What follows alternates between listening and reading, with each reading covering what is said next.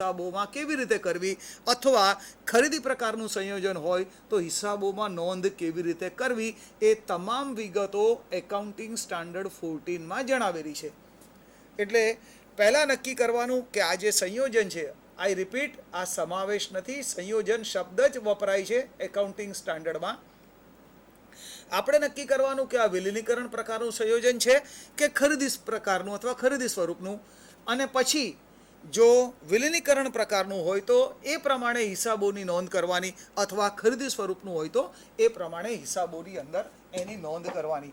પણ હવે આપણે જોઈએ છીએ આપણા સ્ક્રીન પર કે જેની અંદર સૌથી અઘરો પાર્ટ જે છે કે જેના આધારે, જે કન્ડિશનના આધારે આ સંયોજન વિલીનીકરણ સ્વરૂપનું છે કે ખરીદી સ્વરૂપનું એ નક્કી થાય છે. એ શરતો આ ગણતરી માટેનો બેઝ છે, પાયો છે.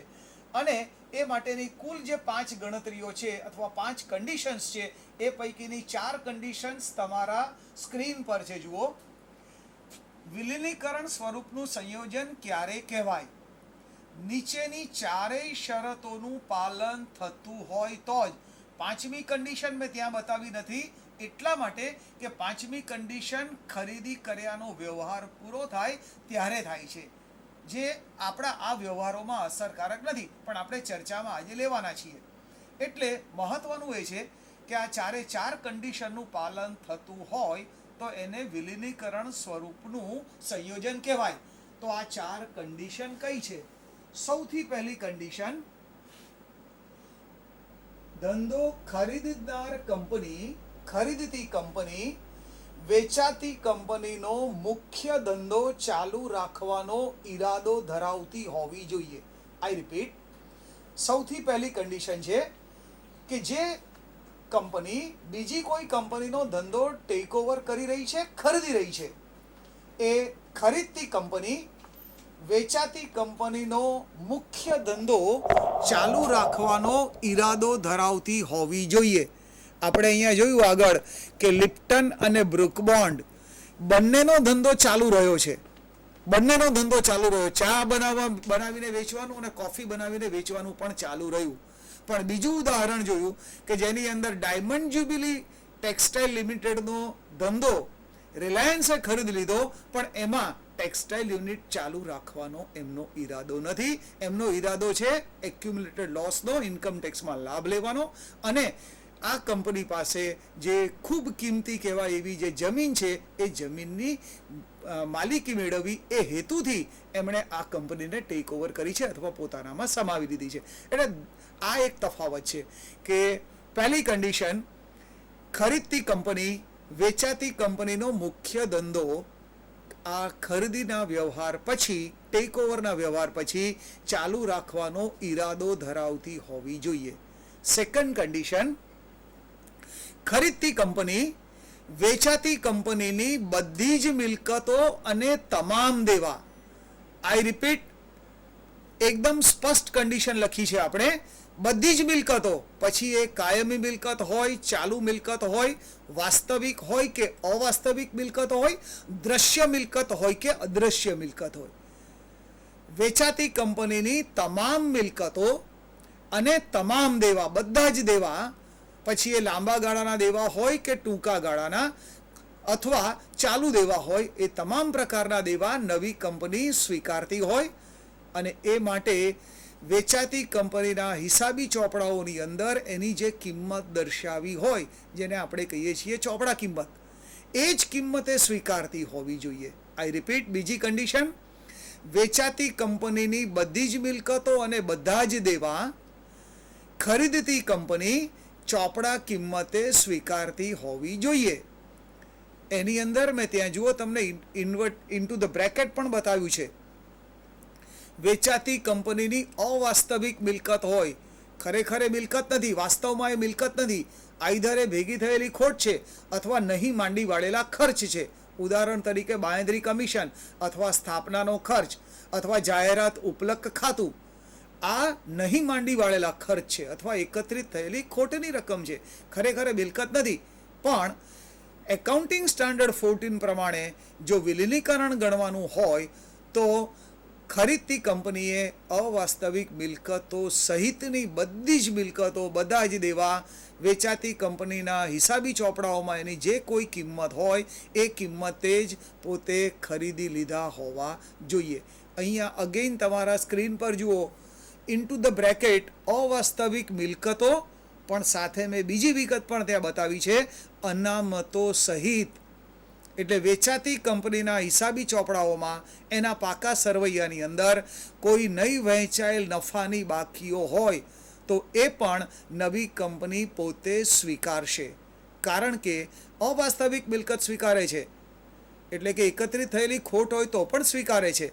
તો પછી એકત્રિત થયેલી નફાની રકમ, નહીં વહેંચાયેલ નફાની કે અનામત કે જોગવાઈની રકમ હોય તો એ રકમ પણ નવી કંપની પોતાનામાં એ જ કિંમતે સ્વીકારશે. આપણે એટલું જ યાદ રાખવાનું કે બીજી કન્ડિશનની અંદર ખરીદતી કંપની વેચાતી કંપનીની પોતાના પાકા સરવૈયામાં દર્શાવેલી બધી જ મિલકતો, બધા જ અનામતો અને બધા જ દેવાની રકમ હિસાબી ચોપડાઓમાં બતાવેલી કિંમતે સ્વીકારતી હોવી જોઈએ. એનો અર્થ એ કે ખરીદતી કંપની ફક્ત વેચાતી કંપનીની શેર મૂડી જ સ્વીકારતી નથી, બાકીનું બધું સ્વીકારી લીધું. સરવૈયામાં બધા જ પ્રકારની મિલકતો સ્વીકારી લીધી, અનામતો સ્વીકારી લીધી, દેવા સ્વીકારી લીધા તમામ પ્રકારના, તો બાકી રહ્યું એ ફક્ત વેચાતી કંપનીની શેર મૂડી. એટલે શેર મૂડી સિવાયનું બધું જ ચોપડા કિંમતે ખરીદતી કંપની સ્વીકારતી હોવી જોઈએ. હવે ત્રીજી કન્ડિશન છે, જુઓ તમારા સ્ક્રીન પર. આ પ્રકારની વેચાતી કંપનીની મિલકતો, દેવા અને અનામતો ખરીદી લીધા પછી ખરીદતી કંપનીએ વેચાતી કંપનીને અવેજ આપવાનો હોય તો એ અવેજ શેમાં આપવાનો હોય? તો ત્યાં મેં લખ્યું છે મોટા ભાગનો અવેજ, એટલે 90% કરતાં વધુ. નીચેની ચોથી કન્ડિશનમાં એ વિગત ત્યાં લાગુ પડે છે. મોટા ભાગનો અવેજ ખરીદતી કંપની પોતાના ઇક્વિટી શેર દ્વારા ચૂકવતી હોવી જોઈએ. આઈ રિપીટ, મોટા ભાગની રકમ અવેજ તરીકે ખરીદતી કંપની વેચાતી કંપનીને પોતાના ઇક્વિટી શેર દ્વારા ચૂકવતી હોવી જોઈએ. હા, એવું બની શકે કે ખરીદતી કંપની અવેજમાં જે પોતાના ઇક્વિટી શેર આપે છે એ મૂળ કિંમતે પણ આપી શકે, એ પ્રીમિયમથી પણ આપી શકે, અથવા એ વટાવથી પણ આપી શકે. એ કન્ડિશન આપણે આગળ સમજીએ છીએ.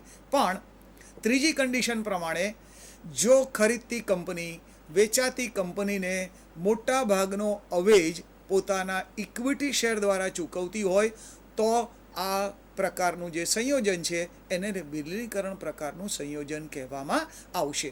પણ અગેઇન તમારા સ્ક્રીન પર જુઓ, મોટા ભાગનો અવેજ શેર દ્વારા ચૂકવાતો હોય અને ખૂટતી અથવા તફાવતની રકમ રોકડેથી ચૂકવાતી હોય. એટલે ખૂટતી કે તફાવતની રકમ કંપની અવેજમાં જે શેર આપે, એ અવેજમાં જે શેર આપવાના હોય એ પૂર્ણ શેર આપી શકે, અપૂર્ણ શેર આપી શકે નહીં. અડધો અથવા ફ્રેક્શનની અંદર શેર ના આપી શકાય. માનો કે 100 રૂપિયાના શેર કંપની અવેજમાં આપે છે અને જે રકમ ચૂકવવાની છે એના છેલ્લા 2 આંકડામાં 60 રૂપિયા આવે છે, તો બાકીની દશક સુધીની જે રકમ છે એના અવેજમાં કંપની પોતાના શેર આપે, અને આવા અપૂર્ણ શેર કે ફ્રેક્શનલ શેર આપવાના બદલે કંપની એટલી રકમ વેચાતી કંપનીને રોકડમાં ચૂકવે. આ એ મુદ્દો છે. તો ત્રીજી કન્ડિશન, ખરીદતી કંપની વેચાતી કંપનીને મોટા ભાગનો અવેજ અથવા લગભગ બધો જ અવેજ પોતાના ઇક્વિટી શેર દ્વારા ચૂકવતી હોય અને ફ્રેક્શનલ શેર આપી શકાય નહીં, માટે એટલી રકમ રોકડમાં ચૂકવતી હોવી જોઈએ. ચોથી કન્ડિશન, વિસર્જન પામતી કંપનીના વેચાતી કંપનીના 90% કે તેથી વધુ ઇક્વિટી શેરહોલ્ડરો ખરીદતી કંપનીના ઇક્વિટી શેરહોલ્ડરો બનતા હોવા જોઈએ. આ ત્રીજી કન્ડિશનનું જ આઉટકમ છે. કારણ કે વેચાતી કંપની કે વિસર્જન પામતી કંપનીને અવેજમાં ખરીદતી કંપની પોતાના ઇક્વિટી શેર આપે છે. એટલે ખરીદતી કંપનીના ઇક્વિટી શેર હવે વેચાતી કંપનીએ ધંધો વેચવાના બદલામાં અવેજ તરીકે પ્રાપ્ત કર્યા, હવે એ શેર વેચાતી કંપની પાસે આવ્યા અથવા વિસર્જન પામતી કંપની પાસે આવ્યા અને વિસર્જન પામતી કંપની વિસર્જનના છેલ્લા વ્યવહાર તરીકે આ શેર કે જે વિસર્જન પામતી કંપનીનું રોકાણ કહેવાય એ શેર હવે એ પોતાના શેર હોલ્ડરોને અવેજ તરીકે છેલ્લા વ્યવહાર તરીકે આપશે અને પોતાના ધંધાનું વિસર્જન કરશે. આમ થવાથી વિસર્જન પામતી કંપનીના શેર હોલ્ડરો પાસે ખરીદાયેલી કંપનીના શેર આવશે. આ એ મુદ્દાની ચર્ચા છે. એટલે અહીંયા જોઈએ આપણે ચોથી કન્ડિશન, વિસર્જન પામતી કંપનીના 90% કાયદામાં અથવા એકાઉન્ટિંગ સ્ટાન્ડર્ડ 14માં આ ટકાવારી પણ મેન્શન કરેલી છે. વિસર્જન પામતી કંપનીના 90% કે તેથી વધુ ઇક્વિટી શેરહોલ્ડરો આ સંયોજનના વ્યવહારના અંતે ખરીદતી કંપનીના ઇક્વિટી શેરહોલ્ડરો બનતા હોવા જોઈએ. આ ચારે ચાર કન્ડિશનનું પાલન થતું હોય તો આ સંયોજનને વિલીનીકરણ પ્રકારનું સંયોજન કહેવાય. પણ પાંચમી કન્ડિશન એ ત્યાર પછી લાગુ પડે છે, જેની અંદર એવું લખ્યું છે પાંચમી કન્ડિશનમાં કે ધંધો ખરીદતી કંપની વિસર્જન પામતી કંપનીની બધી જ મિલકતો, બધા જ દેવા, બધી જ અનામતો ચોપડા કિંમતે સ્વીકારી લે અને પોતાના મર્જડ અકાઉન્ટ્સમાં અથવા સંયોજન પછીના બંને કંપનીના મિલકતો, દેવા, અનામતો બધું ભેગું કરીને જ્યારે દર્શાવે, એટલે કે સંયોજન પછીનું જ્યારે પોતાનું પાક્કું સરવૈયું બનાવે ત્યારે જે કિંમતે એમણે મિલકતો ખરીદી હોય, જે કિંમતે દેવા સ્વીકાર્યા હોય, જે અનામતો મેળવી હોય એ જ કિંમતે પોતાના સરવૈયામાં એની નોંધ કરશે. એ કિંમતની અંદર કોઈ ફેરફાર કરશે નહીં. આ પાંચમી કન્ડિશન છે, પણ એ આપોઆપ બીજી કન્ડિશન સાથે જોડાયેલી છે, એટલે અહીંયા મેં એને જુદી બતાવવાનો પ્રયત્ન કર્યો નથી. કારણ કે બીજી કન્ડિશનમાં એ છે જ કે બધી જ મિલકતોને દેવા ચોપડા કિંમતે સ્વીકારતી હોવી જોઈએ. એટલે એ જ કિંમતે એ પોતાના પાકા સરવૈયાની અંદર એને શો કરશે અથવા એને દર્શાવશે. આઈ રિપીટ, આ 5 કન્ડિશન જ આ આખા ચેપ્ટરનું સૌથી મહત્ત્વનું પરિબળ છે, અગત્યનું પાસું છે. પહેલી કન્ડિશન, વિસર્જન પામતી કંપનીનો ધંધો ખરીદતી કંપની ચાલુ રાખવાનો ઈરાદો ધરાવતી હોવી જોઈએ. બીજી કન્ડિશન, વિસર્જન પામતી કંપનીની બધી જ મિલકતો, that including the tangible or intangible, visible or invisible assets, it may be the fixed asset, it may be the current asset, કોઈ પણ મિલકત હોય, તમામ પ્રકારના દેવા અને બધી જ નહીં વહેંચાયેલ નફાની અનામતની રકમો નવી કંપની, ખરીદતી કંપની, વેચાતી કંપની કે વિસર્જન પામતી કંપનીના ચોપડા કિંમતે પ્રાપ્ત કરશે, મેળવશે, સ્વીકારશે. ત્રીજી કન્ડિશન, ખરીદતી કંપની વિસર્જન પામતી કંપનીને મોટાભાગનો અવેજ પોતાના ઇક્વિટી શેર દ્વારા ચૂકવશે. ફ્રેક્શનની અંદર જો શેર આપવા પડતા હોય તો એટલી રકમ અવેજમાં રોકડેથી ચૂકવશે. ચોથી કન્ડિશન, વિસર્જન પામતી કંપનીના 90% કે તેથી વધુ શેર હોલ્ડરો નવી કંપનીના, ખરીદતી કંપનીના ઇક્વિટી શેર હોલ્ડર બનવા જોઈએ. અને પાંચમી કન્ડિશન, ખરીદતી કંપની સંયોજન પછીનું જ્યારે પોતાનું પાકું સરવૈયું તૈયાર કરે ત્યારે એ સરવૈયાની અંદર એણે જે વિસર્જન પામતી કંપનીની મિલકતો, દેવા અને અનામતો જે કિંમતે ખરીદ્યા હોય એ જ કિંમતે દર્શાવવાના રહેશે. એમાં એ કોઈ ફેરફાર કરી શકે નહીં. જો આ 5 કન્ડિશનનું પાલન થતું હોય તો આ સંયોજનને વિલીનીકરણ પ્રકારનું સંયોજન કહેવાય. જો આમાંની એક પણ કન્ડિશનનું પાલન થતું ન હોય અથવા એક કરતાં વધારે કન્ડિશનનું પાલન થતું ન હોય તો એને ખરીદી પ્રકારનું સંયોજન કહેવાય. એટલે ખરીદી પ્રકારનું સંયોજન માટે કોઈ નિયમો નથી. 5 નિયમ જે છે એ વિલીનીકરણ પ્રકારનું સંયોજન નક્કી કરવા માટેના છે. એમાંથી એક કે એક કરતાં વધારે કન્ડિશનનો ભંગ થતો હોય. ઉદાહરણ આપું તમને, જુઓ તમારા સ્ક્રીન પર.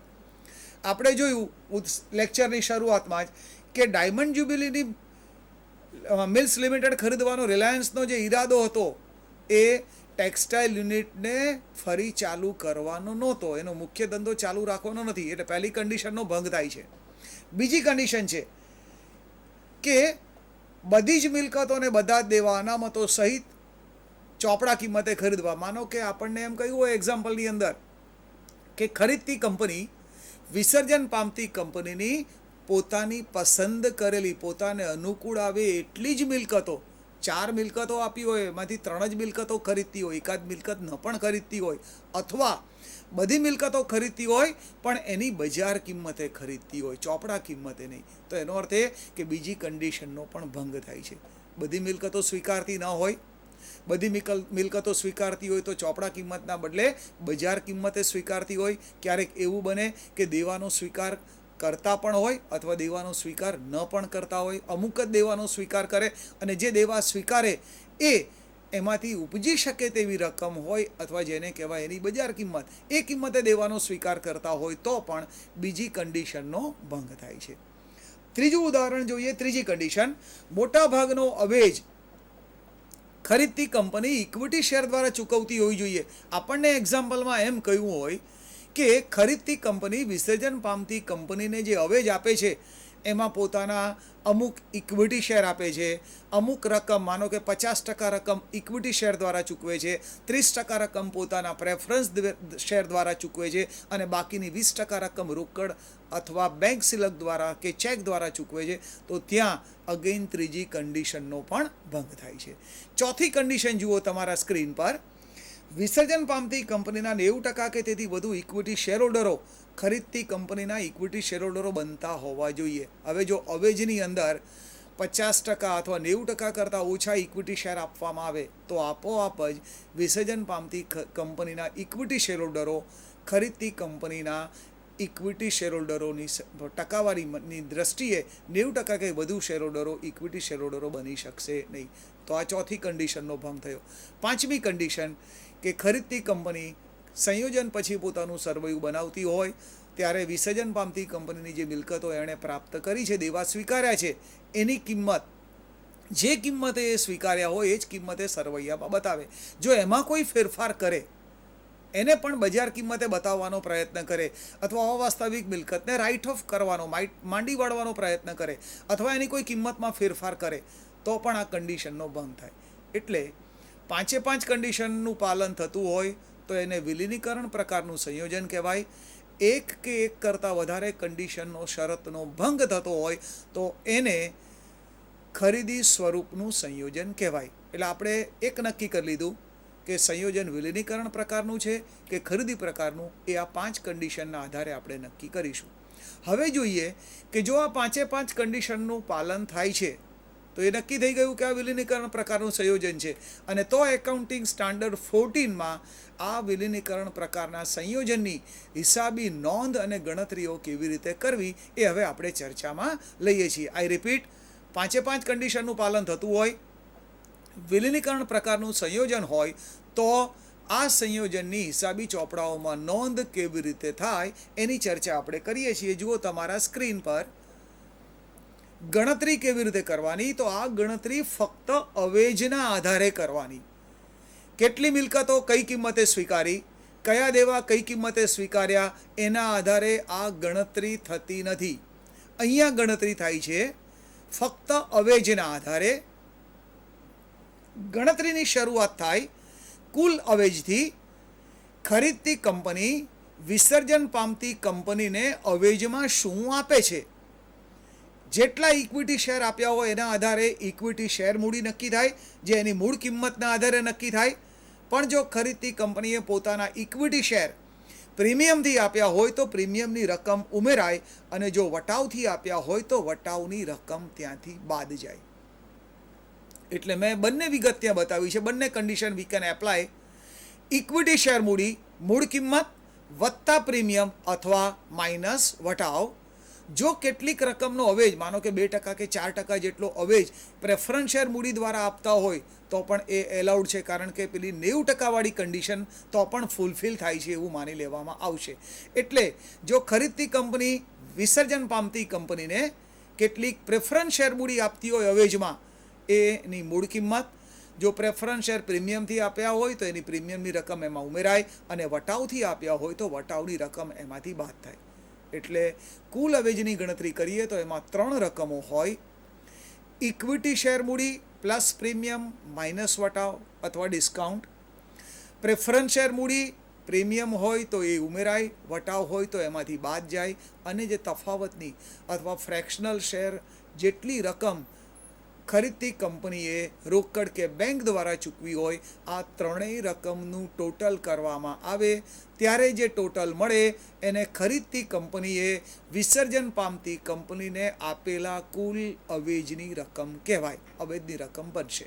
આઈ રિપીટ, સૌથી પહેલાં ખરીદતી કંપનીએ વિસર્જન પામતી કંપનીને કુલ અવેજમાં કેટલું